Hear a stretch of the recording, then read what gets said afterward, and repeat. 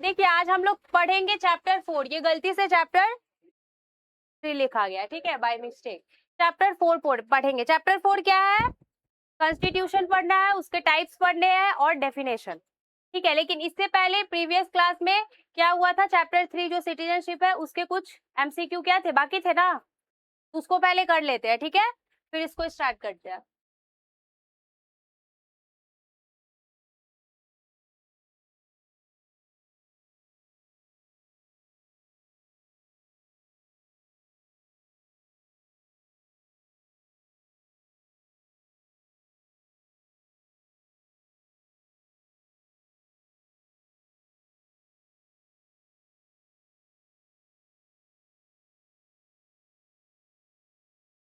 मुंह बंद, आवाज नहीं।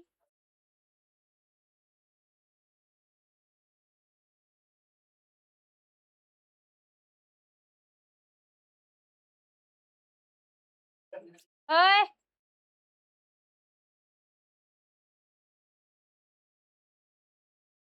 कहाँ चला गया?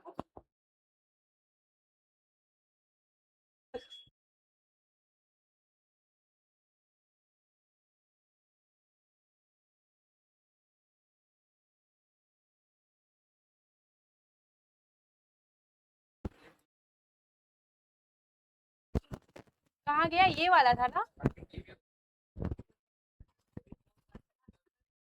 ये रहा।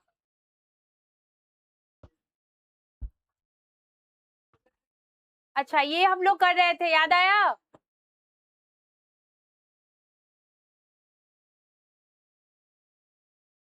ठीक है, हाँ, आधा यहाँ तक हुआ। ये देखिए, तो यहाँ पे जो एक क्वेश्चन है,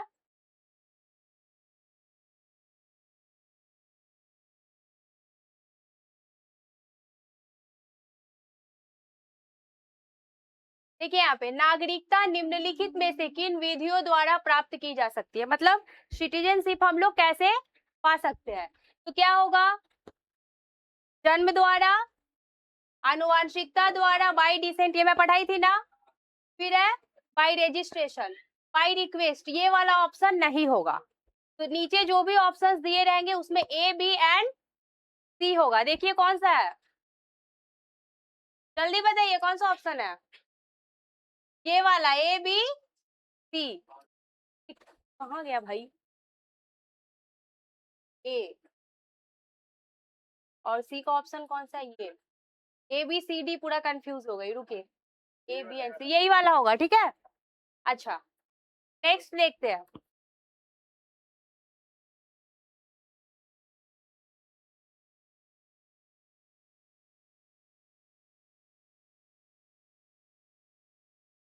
देखिए, राष्ट्रीय नागरिकता रजिस्टर मसौदे एनआरसी का प्रथम संस्करण कब जारी किया गया था?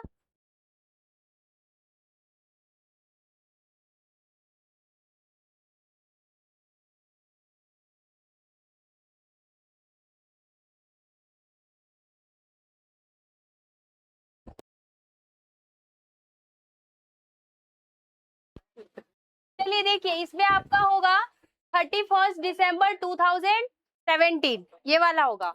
नेक्स्ट, नागरिकता अधिनियम 1955 में कितनी बार संशोधन हो चुका था, मतलब कितनी बार इस जो ये जो एक्ट था इसमें कितनी बार अमेंडमेंट हुआ था? क्या होगा आंसर? 8 टाइम्स, ठीक है। नेक्स्ट, नागरिकता संशोधन बिल 2019 किस प्रकार का विधेयक था? पहला है कॉन्स्टिट्यूशनल, अनकॉन्स्टिट्यूशनल, चेंजेबल, ये वाला ऑप्शन होगा, ठीक है, चेंजेबल, परिवर्तनीय। नेक्स्ट, कौन सा अनुच्छेद संसद को नागरिकता से संबंधित विधि बनाने की शक्ति प्रदान करता है, मतलब सिटीजनशिप से रिलेटेड लॉज बनाना जो है कौन से आर्टिकल में लिखा है? आर्टिकल 10 एंड 11, ठीक है, ये वाला ऑप्शन होगा, आर्टिकल 10 एंड 11। नेक्स्ट देखिए, भारतीय संविधान निम्न में से कौन सा नागरिकता प्रदान करता है? हमारा जो है कॉन्स्टिट्यूशन किस टाइप का सिटीजनशिप देता है, सिंगल या क्या? पढ़ाई थी ना, सिंगल सिटीजनशिप। कहाँ है single citizenship? Option number B, good. Bharat की नागरिकता कहाँ से लिया गया है? हमारा जो कॉन्स्टिट्यूशन है जो अडॉप्ट किया गया था वो कहाँ से लिया गया था? कौन बोल रहा है? Good, very good, Britain.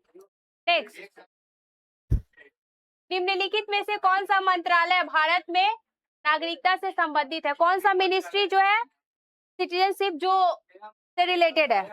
वाह, कैसे पता? वेरी गुड, गृह मंत्रालय, ministry of human resources and development. अच्छा सॉरी, ये तो क्वेश्चन है। अच्छा, प्रवासी भारतीय दिवस कब मनाया जाता है? व्हेन इज प्रवासी भारतीय दिवस सेलिब्रेटेड? 9 जनवरी। कहाँ है ऑप्शन? ये वाला। अच्छा, मुंह बंद। प्रवासी भारतीय दिवस कब से मनाया जाता है? ये जो है प्रवासी भारतीय दिवस, ये कब से स्टार्ट हुआ था सेलिब्रेट करना? हाँ, 2003। ठीक है, ऑप्शन नहीं है, 2003 है।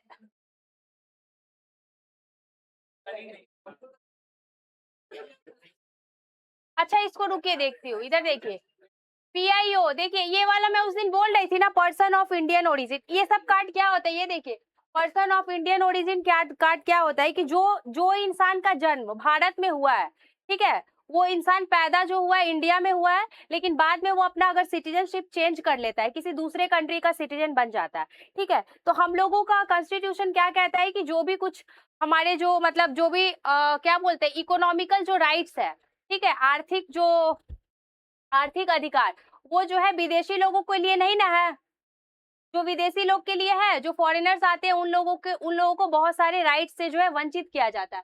तो ये जो पर्सनल PIO जो है, sorry, person of Indian origin, अगर कोई इंसान इंडिया में पैदा हुआ है, बाद में वो दूसरे देश का सिटीजन बन जाता है, फिर भी जो है उसको हमारा देश जो है बस उस इंसान के लिए जो कि पर्सन ऑफ इंडियन ओरिजिन है, उन लोगों को हमारा जो कॉन्स्टिट्यूशन है वो कुछ राइट्स देता है, ठीक है, एजुकेशन के मामले में, ठीक है, फाइनेंस के मामले में, ये सब।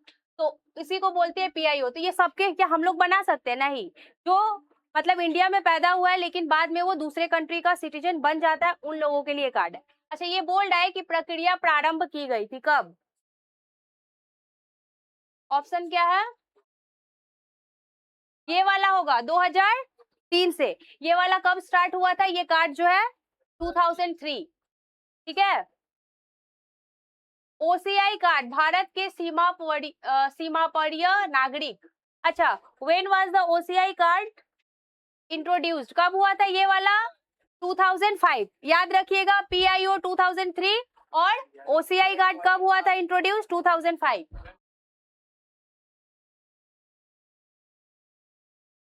अच्छा, ये वाला जो है, ये कार्ड के अकॉर्डिंग जो भी मतलब ये कार्ड होल्डर होगा उसको कितने साल, कितने पीढ़ी तक उसको बेनिफिट मिलेगा? उसके 3 पीढ़ी तक। जैसे कि मान लीजिए कि आपके दादा दादी, मम्मी पापा, फिर आप लोग, तो 3 पीढ़ी तक इसको जो है, 3 पीढ़ी कहाँ है, कौन सा ऑप्शन में है? Option number C। PIO card किस वर्ष प्रभाव से रद्द कर दी गई? अच्छा, ये कार्ड कब तक मतलब ये था, कब जो है इसको कैंसिल कर दिया गया था, रद्द कर दिया गया था? हाँ, नहीं, 2015। अभी तो बोल रहे थे कि सबको आता है। भारत में नागरिकता प्राप्त करने की कितनी विधियां है? कितने बताइए, कौन कौन से प्रोसेस? गुड, ये हो गया है क्या? ये सारा हो गया? कैसे बोले? नागरिकता अधिनियम 1955 के अंतर्गत पंजीकरण द्वारा भारतीय नागरिकता प्राप्त करने के लिए भारतीय मूल के व्यक्ति को भारत में कितने वर्ष बिताने होंगे? क्या होगा करेक्ट आंसर? 7 वर्ष, 7 इयर्स।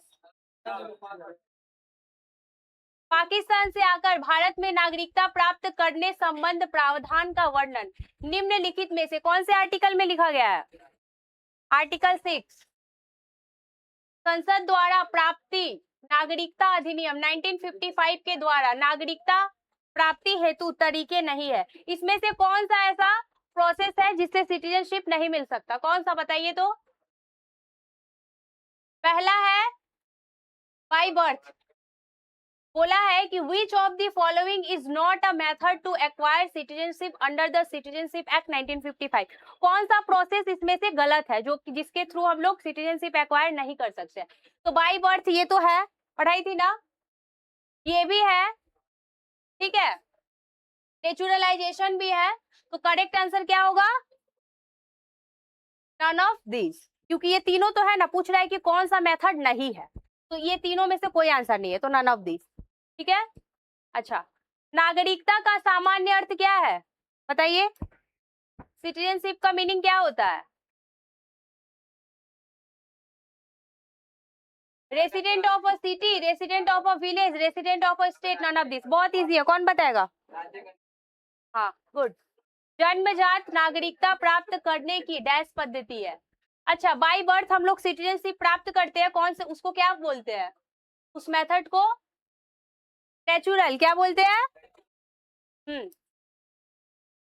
अरस्तु के अनुसार जो व्यक्ति किसी राज्य के विमर्श एवं न्यायिक प्रशासन में भाग लेता है उसको क्या बोलते हैं? एरिस्टोटल ने बताया था ना। वेरी गुड, सिटीजन बोलते हैं। खत्म।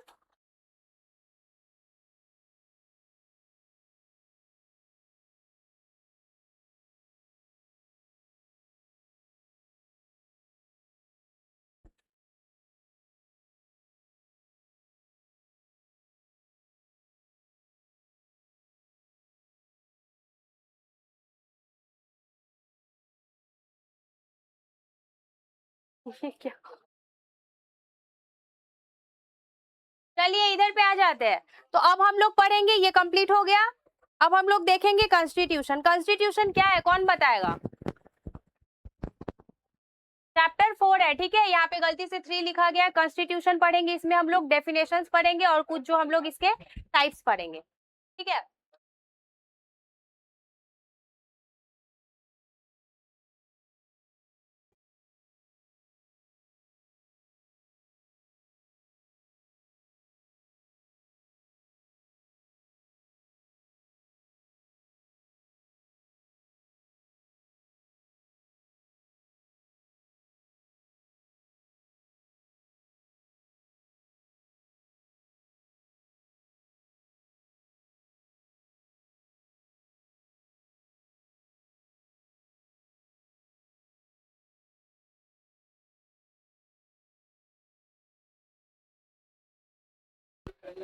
Move on. तो अब हम लोग पढ़ेंगे कॉन्स्टिट्यूशन। Move on.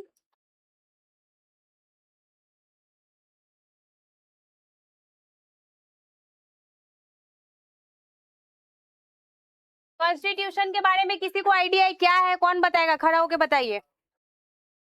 कौन बताएगा? बहुत दांत निकल रहा है, बताइए। किसका दांत ज्यादा निकल रहा है वही बताइए। खड़े होके बताइए। अरे बताइए, किसको नहीं पता? ये तो बच्चे बच्चे को पता है। बताइए कॉन्स्टिट्यूशन में। देखिए, संविधान क्या होता है, ठीक है। हाँ, बोलिए बोलिए। हाँ, गुड। तो देश को चलाने के लिए, इधर देखिए, किसी भी देश को चलाने के लिए कुछ रूल्स होते हैं, कुछ नियम होते हैं, सिद्धांत होते हैं, ठीक है। उसको हम लोग बोलते हैं संविधान। जैसे कि मान लीजिए आप लोगों को एक स्कूल जो होता है, तो स्कूल में भी कुछ रूल्स एंड रेगुलेशंस होते हैं कि ड्रेस पहन के आना है, डिसिप्लिन मेंटेन करना है, ये सब, ठीक है।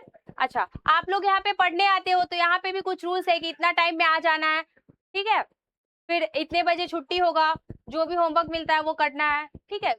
तो किसी भी चीज को चलाने के लिए, कोई भी एक छोटा या बड़ा, कोई भी जो एक छोटा सा ऑर्गेनाइजेशन भी होता है, तो उसको चलाने के लिए जो है प्रॉपर तरीके से उसको चलाने के लिए कुछ रूल्स रेगुलेशन होते हैं और उसको फॉलो करने होते हैं, ठीक है। तो जाहिर सा बात है, इतने बड़े देश को चलाने के लिए भी तो कुछ रूल्स होने चाहिए ना। हाँ, तो किसी भी देश को चलाने के लिए सही ढंग से उस देश का जो पावर है, किस किस भाग में बटा होगा, कितना पावर किसको दिया जाएगा, देश को चलाने के लिए क्या नियम होंगे, यहाँ मतलब उस देश में जो सिटीजन रह रहे हैं उनका क्या राइट्स होगा, उनका क्या ड्यूटीज होगा, उसको हम लोग बोलते हैं संविधान। तो संविधान को आप लोग बोल सकते हो कि ये rule book of a country, ठीक है। एक ऐसा बुक है जिसमें सारे रूल्स जो है एक कंट्री को चलाने के लिए जो भी रूल्स होते हैं वो यहाँ पे दिए गए हैं। तो इसको हम बोल सकते हैं मूव ऑन।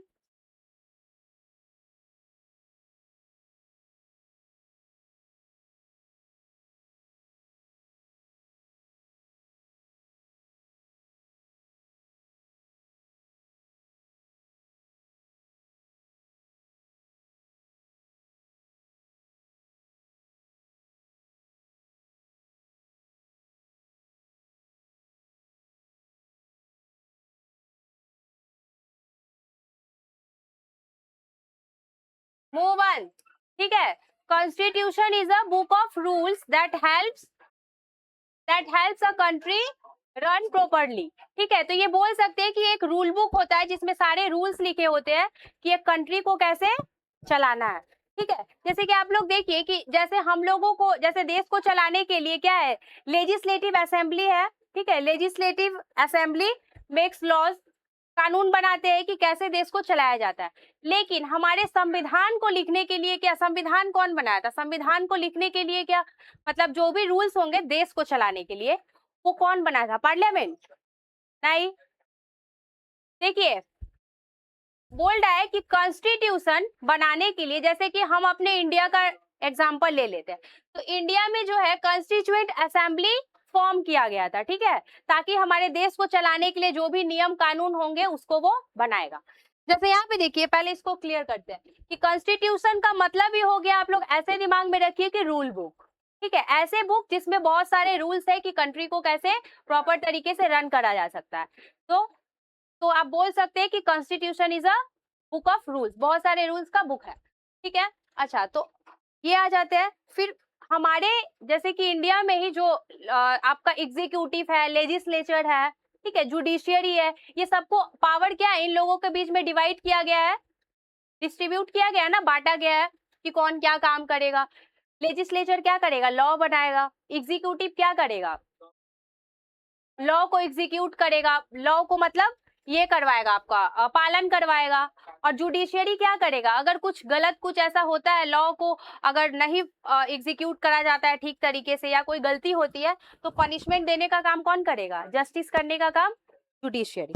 तो इस तरह से पावर को देखिए कैसे जो है अलग अलग जो ऑर्गन्स ऑफ द गवर्नमेंट है, सरकार के जो भी अंग है, जो 3 अंग है ना, कि विधायिका, न्यायपालिका और कार्यपालिका, और विधायिका या विधान पालिका एक ही हुआ, तो विधान पालिका, कार्यपालिका, न्यायपालिका, सबको अलग अलग पावर्स दिए गए हैं ना। तो इसी तो पावर जो है कंट्री का, एक जो सॉवरेन पावर जो होता है एक कंट्री का, जो संप्रभुता, किस सरकार के किस ऑर्गन को कितना पावर दिया जाएगा, कैसे देश को चलाया जाएगा। फिर कंट्री में जो सिटीजन होंगे उनके लिए कुछ फंडामेंटल राइट्स होंगे, ड्यूटीज होंगे, वो क्या क्या होंगे, ये सारे रूल्स जो है एक बुक में लिखा गया, उस रूल बुक को ही हम लोग बोलते हैं कॉन्स्टिट्यूशन, ठीक है। अच्छा, तो अब आ जाते हैं, थोड़ा सा हम लोग देखेंगे बहुत सारे आपका डेफिनेशंस देखेंगे, बहुत सारे जो पॉलिटिकल थिंकर है उन लोगों ने अपने अपने अनुसार जो है डेफिनेशन दिया है कॉन्स्टिट्यूशन का। तो पहले हम लोग पहले थोड़ा सा ये बताइए कि हमारे जो भारत का जो संविधान बनाया गया था, उसको बनाने के लिए क्या पार्लियामेंट बनाया था? नहीं, पार्लियामेंट नहीं, एक constituent assembly was formed in 1946, 1946 में।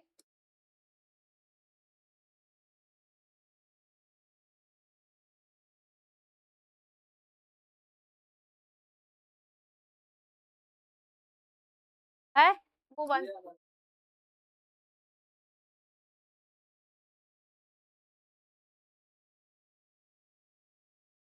इधर देखिए, देखिए 1946 में भारत में जो है संविधान सभा बनाया गया था। संविधान सभा क्या था, एक ऑर्गेनाइजेशन बनाया गया था। वो ऑर्गेनाइजेशन को ड्यूटीज दिया गया था कि इंडिया में, इंडिया को कैसे चलाया जाएगा, इंडिया का संविधान बनाने के लिए। तो इंडियन जो कॉन्स्टिट्यूशन है उसको कौन बनाया था, constituent assembly, and constituent assembly was formed in 1946, 1946 में जो है ये कॉन्स्टिट्यूएंट असेंबली को बनाया गया था। क्यों बनाया गया था, इनको ये ड्यूटी दिया गया कि इंडिया को, जो भारत जो देश है, इस देश को कैसे चलाया जाए, इसके क्या रूल्स होंगे, क्या रेगुलेशंस होंगे, क्या आइडियोलॉजीज होंगे, उन सबको लिखा जाए, ठीक है। तो हम लोग बोलते हैं ना कि संविधान के मतलब ये कौन है, फादर ऑफ द कॉन्स्टिट्यूशन कौन है, डॉक्टर भीमराव अंबेडकर, ठीक है। मोबन, ये आप लोग को समझ में आया। अच्छा, अब फिर जो है जब हमारा संविधान जब बन जाता है, हमारा संविधान कब जो है लागू होता है, 26 जनवरी 1950 को। तो देखिए 1946 में ये जो संविधान सभा बना, इसको ड्यूटी दिया गया, काम दिया गया कि आप भारत को चलाने के लिए जो संविधान बनाइए, मतलब क्या क्या नियम होंगे, क्या सिद्धांत होंगे, क्या प्रावधान होंगे, वो आप बनाइए, ठीक है। तो देखिए फिर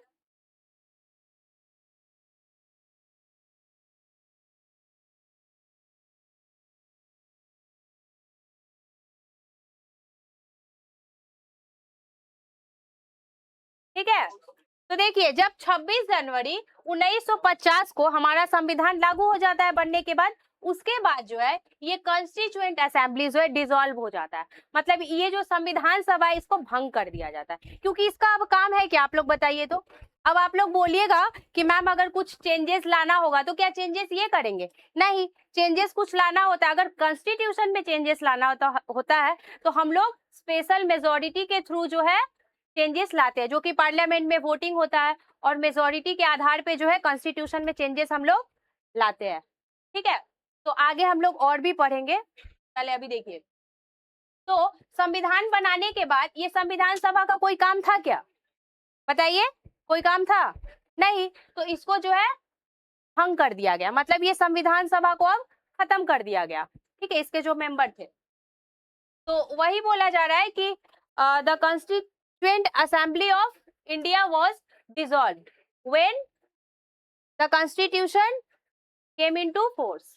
ठीक है, जब संविधान को जो है लागू किया गया उसके बाद जो है इसको जो है डिसॉल्व कर दिया गया।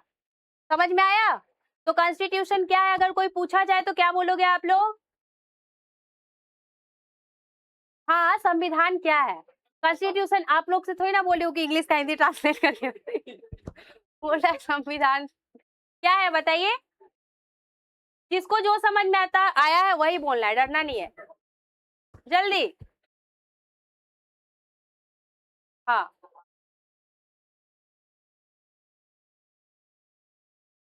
ठीक है, तो इतना दूर क्लियर हुआ, किसी को कोई डाउट है? नहीं है।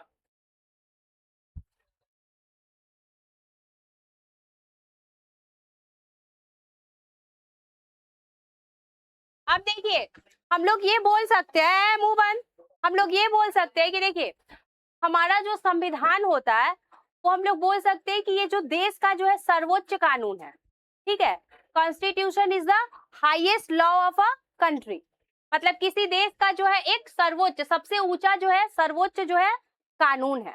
ठीक है, और किसी किसी देश में क्या होता है आगे हम लोग पढ़ेंगे, जब हम लोग टाइप ऑफ कॉन्स्टिट्यूशन पढ़ेंगे तो बहुत सारे देश में मतलब रिजिड है, फ्लेक्सिबल कॉन्स्टिट्यूशन है, रिटेन कॉन्स्टिट्यूशन है, अनरिटेन कॉन्स्टिट्यूशन, ये सब हम लोग पढ़ेंगे। तो सभी देश में जो संविधान जो है अलग अलग तरह के हैं, तो इसको हम लोग पढ़ेंगे। तो यहाँ पे बोला जा रहा है कि संविधान क्या है, जो हम लोगों को बताता है कि कैसे जो है देश को चलाया जाता है। ठीक है, इट टेल्स अस, अच्छा ये हम लोगों को बताता है कि एक कंट्री जो है, एक कंट्री की जो शासन व्यवस्था है, ठीक है, how a country should be governed, कैसे जो है एक देश की जो शासन व्यवस्था है कैसे जो है उसको, मतलब उस देश में शासन जो है कैसे चलाया जाए। वही सेम बात आ गया कि पावर जो है, पावर का जो डिस्ट्रीब्यूशन होता है, किसके हाथ में कितना पावर दिया जाए, कौन कौन सा लॉज बनाया जाए, सिटीजन को क्या क्या पावर दिया जाए, मतलब क्या क्या राइट्स दिया जाए। सिर्फ राइट्स को ही इंजॉय नहीं करते हैं पीपल, जो सिटीजन होते हैं उनके कुछ फंडामेंटल ड्यूटीज भी होते हैं। ठीक है, तो ये सब अभी हम लोग देख लेंगे कि बहुत सारे जो पॉलिटिकल थिंकर थे उन लोगों ने अपना अपना मतलब व्यू दिया है, मत दिया है कि किसके अनुसार मतलब जो संविधान जो है कॉन्स्टिट्यूशन, इसकी परिभाषा दिया है उन लोगों ने। तो बहुत सारे ऐसे पॉलिटिकल थिंकर है, एरिस्टोटल है, ठीक है, डायसी है, लिकॉक है, गार्डनर है। तो हम लोग सबका तो नहीं देख सकते बट कुछ का डेफिनेशन हम लोग डिस्कस करेंगे, देख लेते हैं।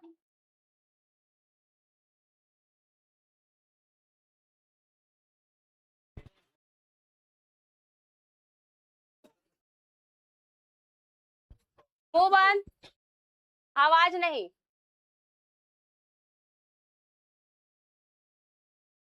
हम्म, कहाँ पे है?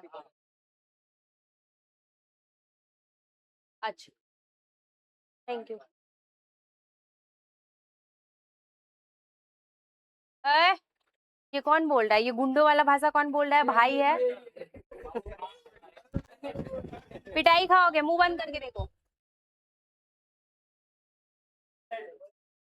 जिसको नहीं समझ में आएगा वो बोल सकता है।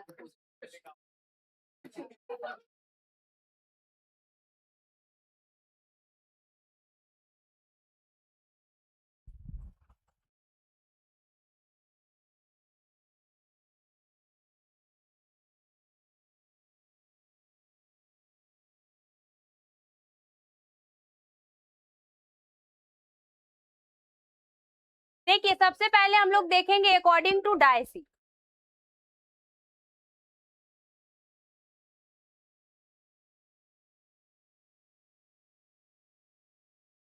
ये देखिए डायसी कौन थे, एक पॉलिटिकल थिंकर थे।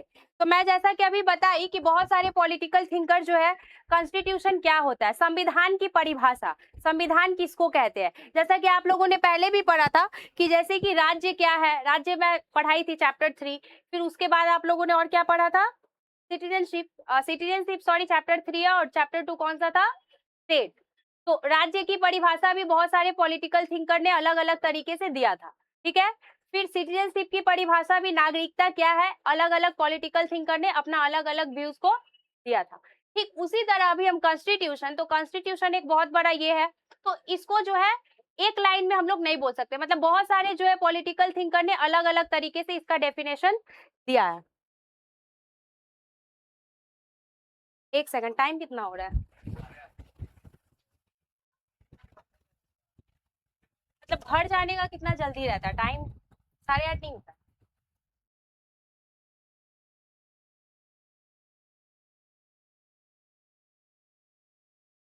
Move on.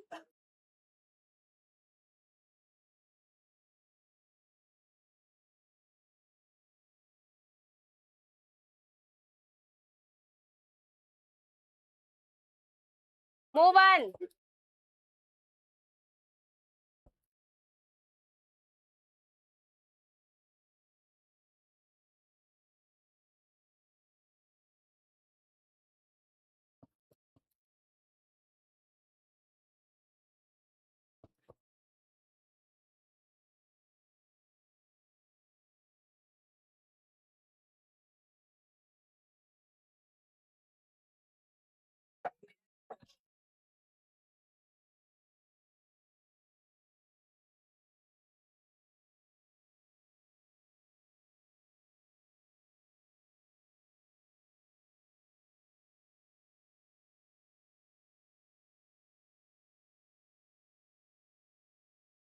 इसको डबल इन्वर्टेड कॉमा में देखिए, यहाँ पे जो डायसी जो है, जो पॉलिटिकल थिंकर, वो क्या बोलते हैं, वो कहते हैं कि ऑल रूल्स विच डायरेक्टली और इनडायरेक्टली अफेक्ट द डिस्ट्रीब्यूशन और exercise of sovereign power in a state is called constitution.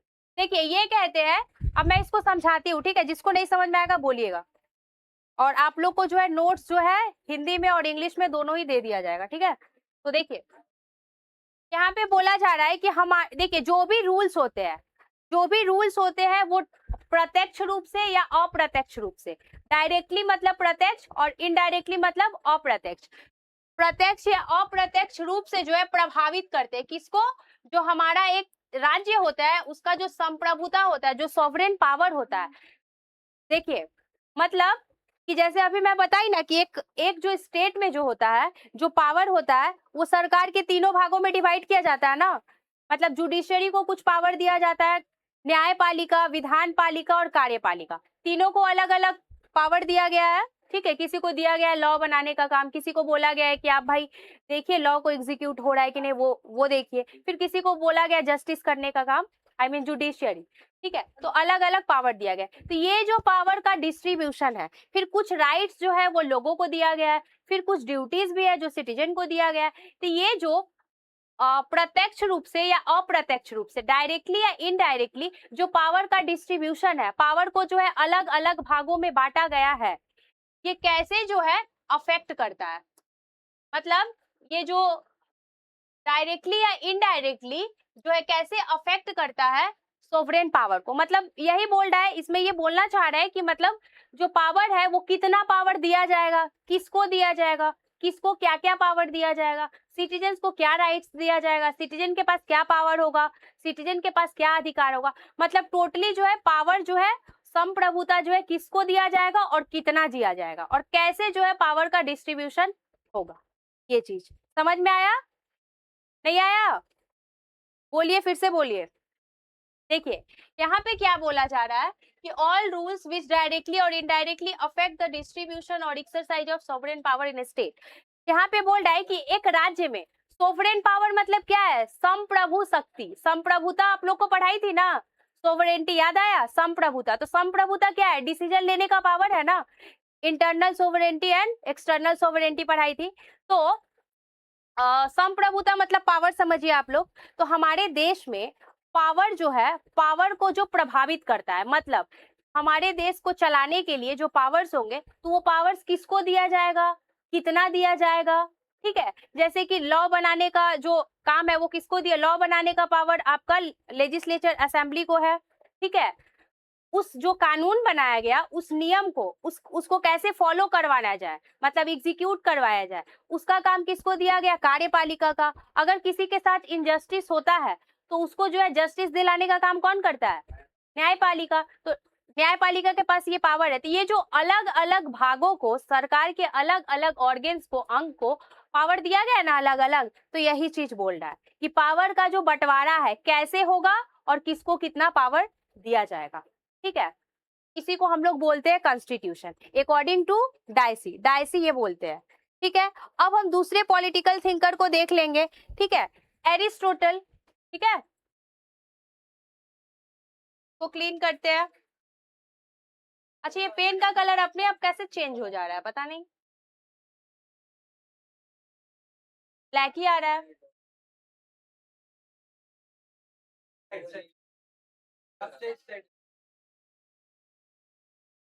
अब आ जाएगा, पहले बताना चाहिए था। अभी भी चेंज आ रहा है। हाँ मैं समझ रही हूँ, आप लोग को दिक्कत हो रहा है। अच्छा ठीक है,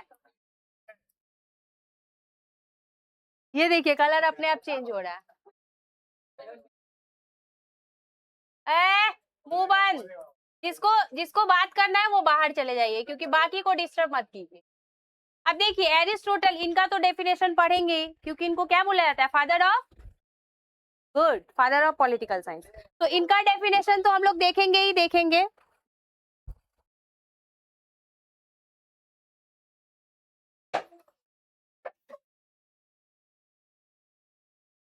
ये ऐसे क्यों हो रहा है भाई?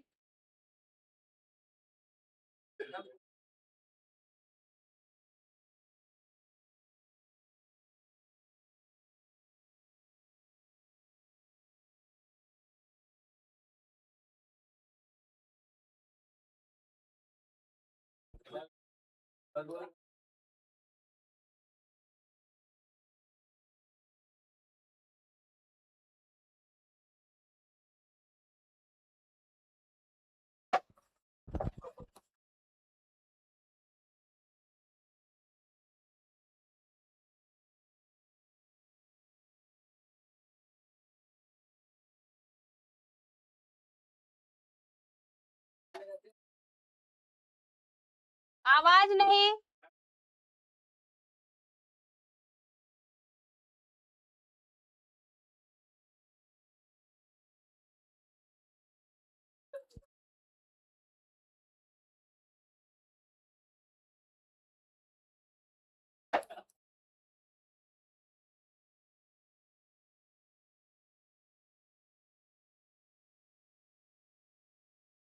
आवाज नहीं, कौन आवाज करे, बाहर चले जाइए। जिसको बात करना है बाहर चले जाइए। 1 मिनट।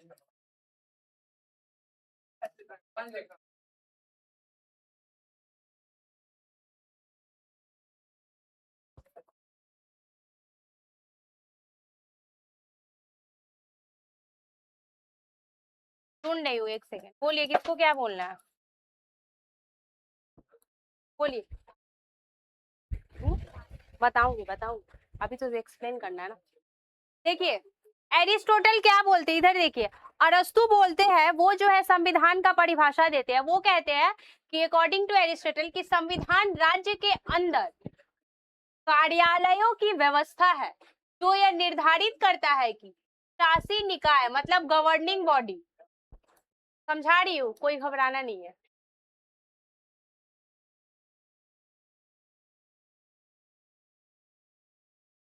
वो क्या होना चाहिए और प्रत्येक समुदाय का क्या उद्देश्य होना चाहिए। सेम चीज घुमा फिरा के जो है सभी लोग जो बोल रहे हैं उनका जो है मतलब कंक्लूजन निकाला जाए तो सेम आ रहा है। यहाँ पे देखिए ये बोल रहा है कि संविधान राज्य के अंदर मतलब हमारे राज्य के अंदर जो क्या बोल सकते हैं हम लोग कार्यालय की जो व्यवस्था है मतलब जो सिस्टम है हमारे यहाँ पे वहां पे जो मतलब राज्य के अंदर जो ऑर्गेनाइजेशन है, कार्यालय मीन्स ऑर्गेनाइजेशन, ठीक है, जो ऑर्गेनाइजेशन है जो यह निर्धारित करता है कि शासी निकाय को क्या होना चाहिए और प्रत्येक समुदाय का क्या उद्देश्य होना चाहिए। वही चीज कि जो अलग अलग स्टेट के अंदर जो है राज्य के अंदर जो अलग अलग कार्यालय है, क्या हो रहा है, जो अलग अलग जो संगठन है वो क्यों बनाए गए हैं, उनका उद्देश्य क्या होना चाहिए, ठीक है। जैसे कि मान लीजिए कि जो न्यायपालिका है उसका क्या उद्देश्य है, एक अच्छा लॉ बनाना, ठीक है। न्यायपालिका का क्या उद्देश्य है, क्या उद्देश्य है, वो उनका क्या काम है, जो काम है वही ना उनका उद्देश्य है। तो उनका उद्देश्य है कि देखना कि सबके साथ जस्टिस हो, मतलब जस्टिस को कैसे दिया जाए, ठीक है। और जो आपका कार्यपालिका है उसका उद्देश्य यही ना होगा कि कैसे जो है लॉ एंड ऑर्डर को मतलब जो भी मतलब लॉज है उसको कैसे एग्जीक्यूट करा जाए, कैसे पालन करवाया जाए, ठीक है। जैसे कि पुलिस वगैरह होते हैं, ठीक है, तो वो लोग देखते हैं ना कि जैसे कि मान लीजिए कि अगर मान लीजिए किसी दूसरे का जमीन है, ठीक है, और दूसरा जो है जबरदस्ती उस पर कब्जा कर रहा है, तो ये अकॉर्डिंग टू रूल गलत है कि नहीं है, जिसका वो जमीन है वही उसका मालिक है ना, बाहर से कोई आके जबरदस्ती उस पर कब्जा कर रहा है मतलब क्या है, वो नियम के अगेंस्ट जा रहा है, ठीक है, वो रूल को क्या कर रहा है, वायोलेट कर रहा है, नियम को नियम के अगेंस्ट जा रहा है, विरोध में जा रहा है। तो हम लोग कहाँ पे जाते हैं इसके लिए कंप्लेन करने, कहाँ जाते हैं, पुलिस में जाते हैं। तो पुलिस आके क्या करता है, वही ना करेगा कि मतलब क्या करेगा कि नहीं भाई जिसका ये जमीन है जिसके नाम पे है अकॉर्डिंग टू मतलब देखा जाए तो उसी को ना घर बनाना चाहिए, कोई बाहर वाला आके तो वहां पे कब्जा नहीं कर सकता। तो पुलिस वहां पे जाके क्या किया कि जो भी कानून था जो भी नियम था उसको मतलब उस नियम को जो है फॉलो नहीं करा जा रहा था, मतलब उस नियम के विरोध जाया जा रहा था, तो पुलिस आके क्या किया, उस नियम को फॉलो करवाने का काम किया, ठीक है। पुलिस आके जो जो लोग कब्जा किए हुए थे उसको रोकेगा, जाहिर सा बात है, जिसका जमीन है उसको बोलेगा कि हाँ आप बना सकते हो। तो जब यहाँ पे नियम जो है माना नहीं जा रहा था, नियम के विरोध में जा रहे थे लोग, तो इसको फिर से नियम को फॉलो करवाने का काम कौन किया, पुलिस किया। तो पुलिस भी क्या है, एग्जीक्यूटिव ऑफिसर ही होता है ना वो लोग। तो समझ में आया। फिर अगर मान लीजिए न्याय करने का काम किसको होता है, न्यायपालिका को। तो यहाँ पे वही बोल रहा है कि हमारे जो स्टेट के अंदर में जो अलग अलग संगठन है, ऑर्गेनाइजेशन है, ठीक, उनका क्या काम है और उनका जो है जो भी काम है उनका उस संगठन को जिस लिए बनाया गया है, मतलब जिस उद्देश्य से बनाया गया उसका उद्देश्य क्या है, मतलब जो उनका काम है उस काम को पूरा करना ही ना उनका उद्देश्य होगा। समझ में आया, ठीक है। नेक्स्ट देखते हैं हम लोग।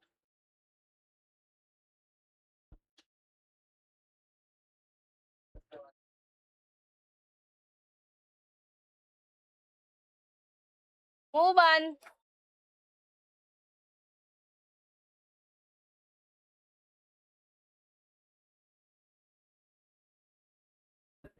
देखिए according to de Kock,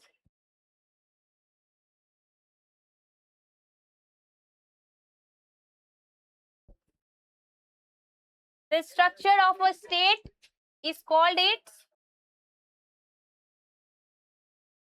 constitution.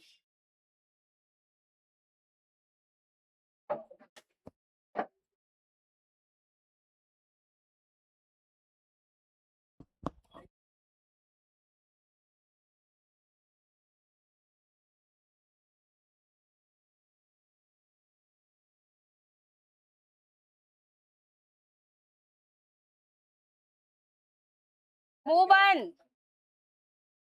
Hand writing थोड़ा गंदा हो रहा है क्योंकि जल्दी में लिख रही हूँ, तो समझने के लिए बस है, आप लोग को नोट्स वगैरह मिल जाएंगे।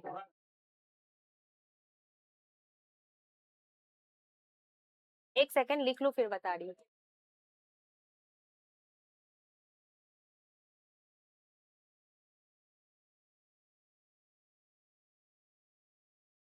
जो पीछे जो लोग नहीं सुन रहे हैं बात कर रहे हैं, टेस्ट लूंगी, उसमें जो फेल होगा मतलब जो मार्क्स जिसका कम आएगा उसको मैं सबके सामने नील डाउन करवाऊंगी, ठीक है ना। जिसको शर्म नहीं आता है वो लोग क्लास मत सुनिए ध्यान से, फिर नील डाउन करने के लिए तैयार रहिए। अच्छा लगेगा, इतने बड़े हो गया, कान पकड़ के उठक बैठक करवाऊंगी।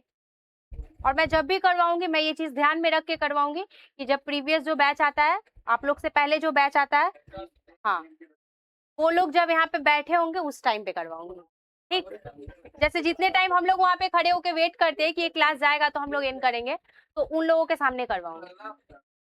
जब भी टेस्ट होगा, मैं पहले ही बोल दे रही हूँ कि सबको ही अपना पढ़ के रखिए, ठीक है, क्योंकि मारूंगी तो नहीं, लेकिन ऐसा मतलब पनिशमेंट दूंगी कि मतलब शर्म आ जाएगा, ठीक।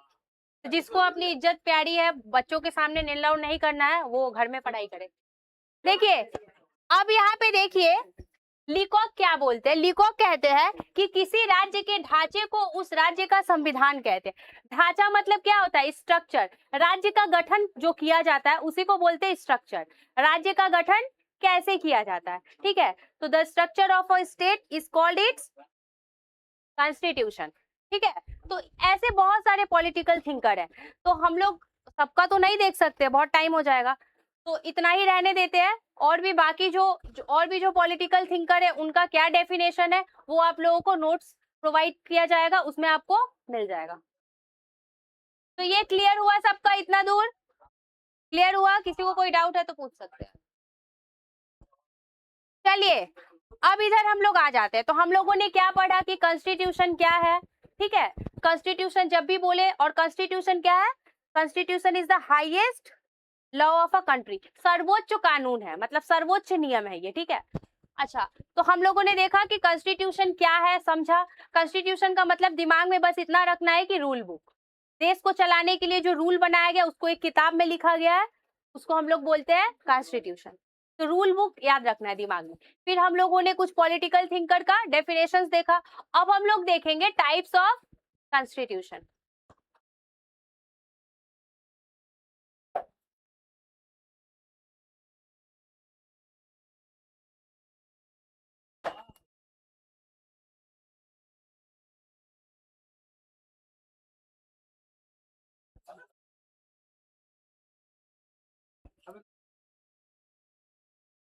अच्छा देख लीजिए। अच्छा टाइम होते जा रहा है क्लास खत्म करने का, फटाफट देख लेते हैं हम लोग।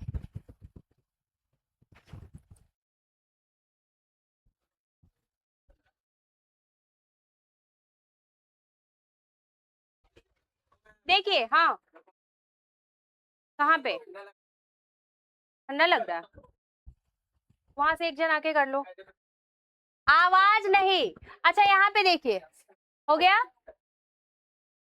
हो गया, स्टार्ट करूँ अब। Types of constitution. अब जो संविधान है, जैसा कि मैं बताई कि बहुत सारे देशों ने अलग अलग तरह का संविधान को अपनाया है, ठीक है। तो संविधान में भी बहुत सारे अलग अलग प्रकार होते हैं, तो हम लोग देखेंगे संविधान के प्रकार। तो चलिए फर्स्ट आता है आपका लिखित संविधान और अलिखित संविधान, ठीक है। तो पहले हम लोग पढ़ेंगे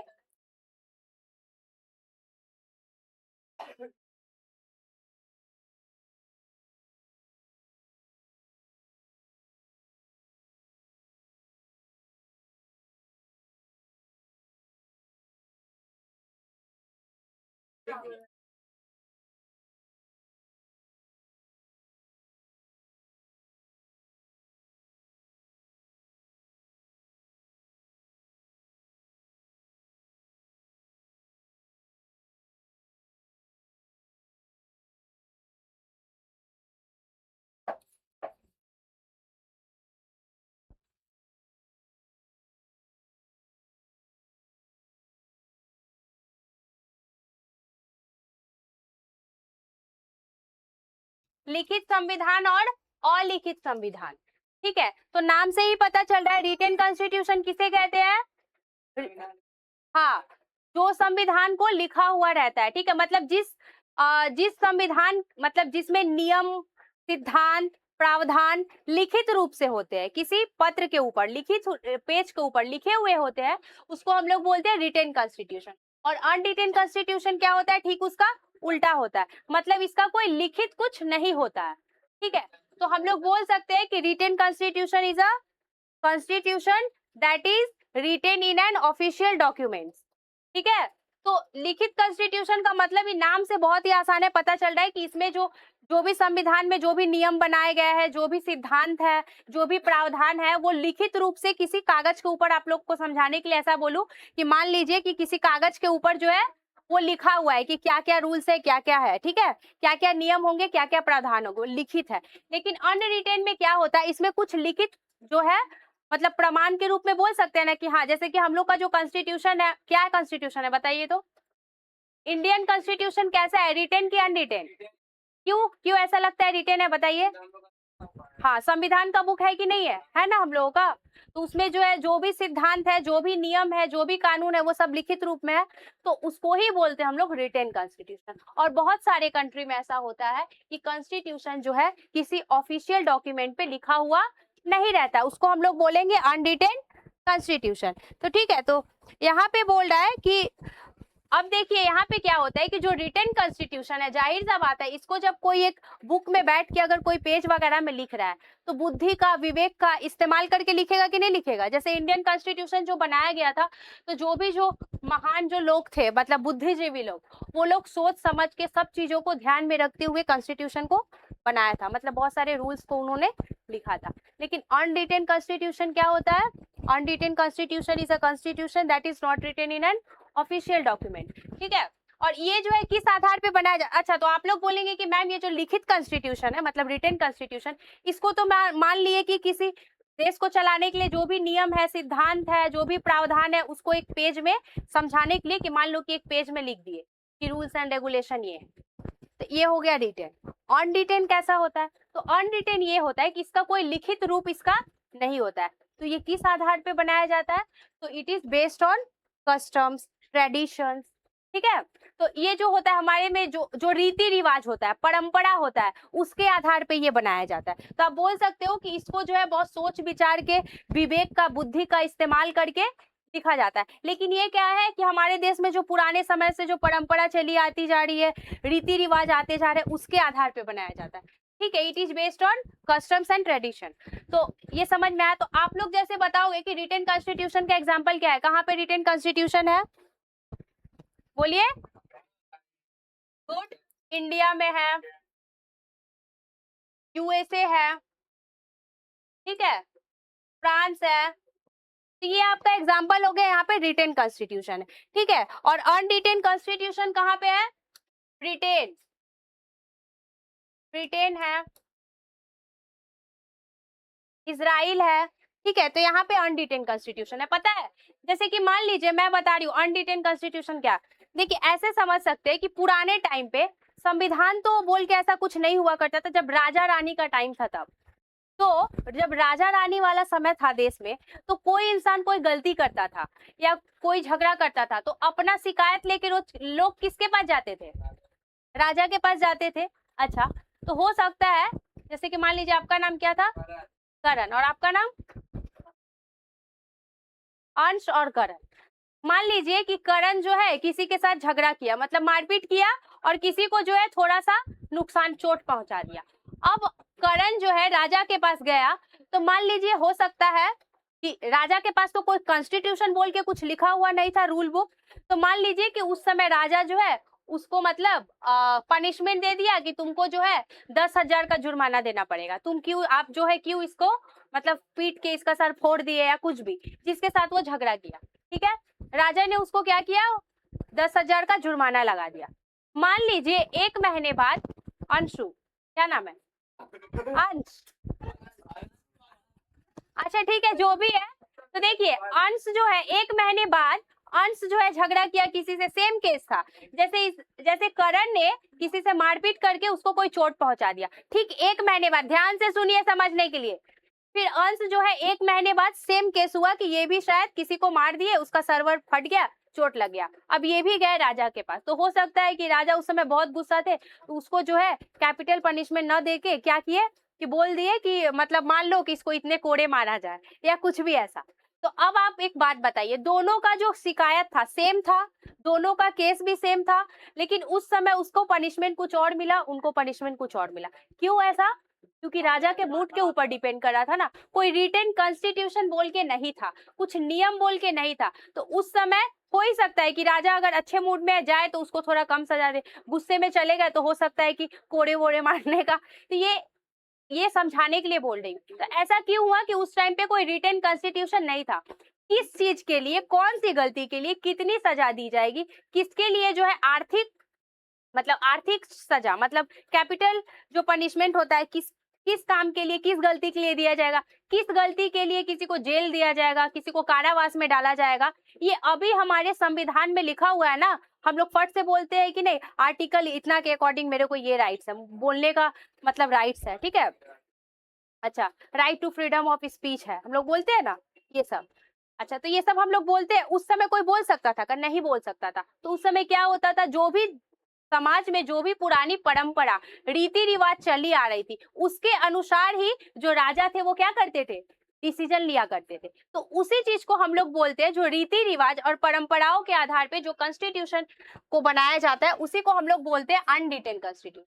तो समझ में आया, ये जो मैं बोल रही हूँ कि ये जो है परंपरा और रीति रिवाजों पर आधारित होता है अलिखित कॉन्स्टिट्यूशन, तो समझ में आया कैसे, ये क्लियर हुआ। इसको बोलते हैं अनरिटन। तो आप लोग को पता होगा ब्रिटेन में राजा रानी, ये वाला जो पहले सिस्टम चलता था, तो ब्रिटेन में आज भी जो है अनरिटन कॉन्स्टिट्यूशन है, ठीक है।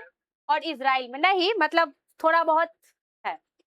तो आप लोग से बोला जाए कि इंडिया में कैसा कॉन्स्टिट्यूशन है, रिटन कॉन्स्टिट्यूशन। तो समझ में, अब देखिए रिटन कॉन्स्टिट्यूशन, एक मिनट सुनती हूँ, बोलिए।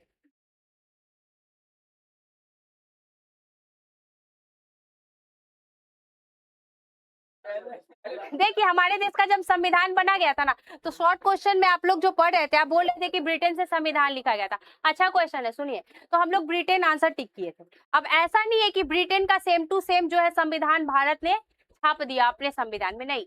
हमारा जब देश का संविधान बन रहा था, तो हमारा देखिए भारतीय जो संविधान है वो बहुत सारे अलग अलग देशों का जो संविधान था, कि किस देश के संविधान का जो अच्छा है, जो हमारे देश को जरूरत है, नीड है, उसके अनुसार, मतलब सभी देशों के संविधान को देख के जो जो अच्छी चीजें थी, उन देशों के संविधान से उन चीजों को लेके मिला जुला के भारत का संविधान बनाया गया। तो ऐसा थोड़ी ना है कि ब्रिटेन का टोटली कॉन्स्टिट्यूशन, मतलब मैं क्या बोल रही थी कि अनडिटेन, देखिए अभी भी जो है वहां पे कुछ कुछ चीजों के लिए जो है वो क्या है, मतलब सजा जो है, मतलब फिक्स्ड नहीं रहता है कि यही सजा मिलेगी, ठीक है, चेंज भी हो सकता है। तो रिटेन और अनरिटेन में क्या होता है, जाहिर सा बात है, जो रिटेन कॉन्स्टिट्यूशन है, यहाँ किसमें जो है न्याय की संभावना ज्यादा होगी, बताइए।